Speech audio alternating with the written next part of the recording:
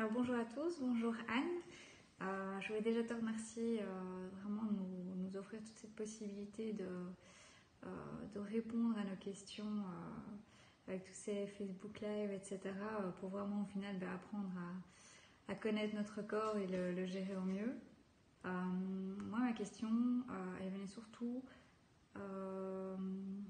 sur le fait de, voilà, effectivement c'est super chouette de vouloir accoucher naturellement, mais il y a quand même des cas où la péridurale peut s'avérer nécessaire. Je voulais vraiment savoir dans quel cas est-ce que tu préconises une péridurale et dans quel cas tu te dis que voilà, la péridurale n'est pas du tout nécessaire. Voilà, un grand merci pour ta réponse et à bientôt. Alors, un jour, une question. La question du jour, c'est Anne, quand penses-tu que la péridurale est nécessaire? Alors, évidemment, cette péridurale vise à soulager l'intensité du travail de l'accouchement. Il y a une croyance qui va laisser penser que cette péridurale n'a pas de conséquences et que ça facilite, un point c'est tout, l'aspect douloureux de l'accouchement.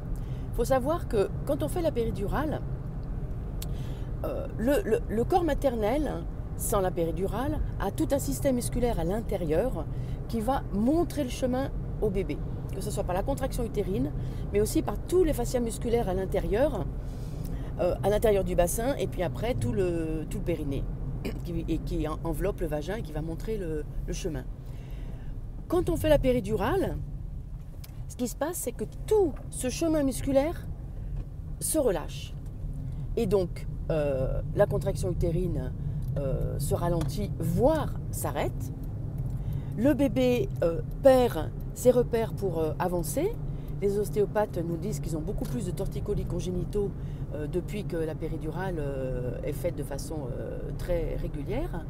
Et donc, quand on fait une péridurale, il faut injecter des produits ocytociques en grande quantité.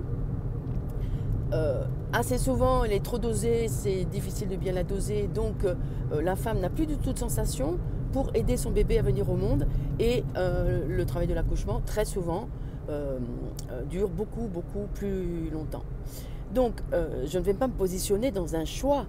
La seule chose, c'est que si vous posez la question de la péridurale, si vous l'avez, c'est important de rester en contact avec le bébé et des préparations par le yoga, des préparations par le yoga du son, des préparations où vraiment vous restez concentré sur votre bébé sont vraiment très importantes pour l'accompagner dans ce moment où il peut être perdu si on ne s'en préoccupe pas. Et puis, si vous avez vraiment envie de traverser sans la péridurale, vous préparez dans votre corps. Beaucoup de préparations vous expliquent de façon très bienveillante ce qui se passe, comment se passe l'accouchement, mais en aucun cas ça vous prépare dans votre corps. Et pour traverser l'accouchement et son intensité, c'est dans le corps qu'il faut se préparer. Le système médical est organisé pour avoir la péridurale parce que malheureusement il n'y a plus suffisamment de personnel pour accompagner une femme. Vous pouvez demander à votre homme, il peut aussi bien se préparer à vous accompagner.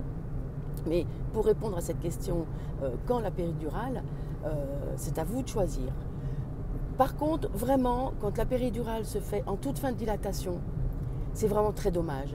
C'est là que, si l'accouchement s'est passé normalement, que vous craquez en fin de dilatation, il faut savoir que c'est le moment, c'est l'acmé, c'est le moment le plus intense, c'est les moments où les femmes nous disent « je veux mourir, laissez-moi », ce qui nous fait sourire, nous sages-femmes, quand nous sommes expérimentés, parce que nous savons que c'est quand le bébé arrive. Donc c'est trop dommage de le faire, à mon avis, à ce moment-là.